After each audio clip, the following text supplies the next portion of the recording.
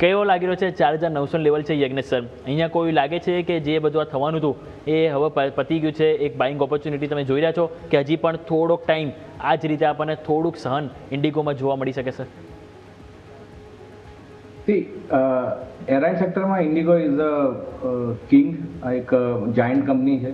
અને જે રીતે આપણે નવેમ્બર મહિનામાં અને ડિસેમ્બરમાં જે લગભગ ખાના ખરાબી જોઈ હતી ફ્લાઇટ રદને લીધે, તો ક્યાંક ને ક્યાંક કંપની સ્પેસિફિક અગર જોઈએ છે તો એક પ્રોબ્લેમેટિક તો હતું જ. અને બહુ ક્લિયરલી દેખાતું હતું કે કંપની જે ડીજીસીએના જે અનાઉન્સમેન્ટ રૂલ્સ હતા એ ક્યાંક ને ક્યાંક ફોલો કરવાનામાં મૂડ નથી, અને એનું આપણે પરિણામ જોયું હતું.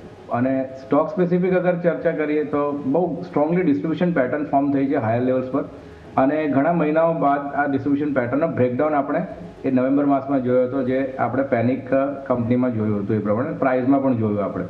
તો મને લાગી રહ્યું છે કે ગોઈંગ ફોરવર્ડ લોંગ ટર્મ માટે અત્યારે બહુ વ્યૂ નથી બેસી રહ્યો. હાલાકી સ્ટોક ખાસા એવા હાયર લેવલ્સથી લગભગ 6000ના લેવલ્સથી નીચે છે અત્યારે, પરંતુ જે રીતે ડિસ્ટ્રીબ્યુશન પેટર્ન ફોર્મ થઈ છે ગોઈંગ ફોરવર્ડ લાગી રહ્યું છે કે 5500-5400ના લેવલ્સ બહુ જલ્દી ક્રોસ નહીં કરે આ સ્ટોક.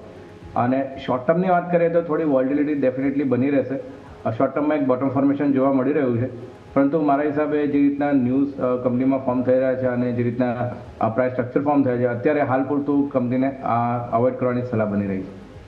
ઓકે, તો અવોઇડ કરવાની સલાહ બની છે.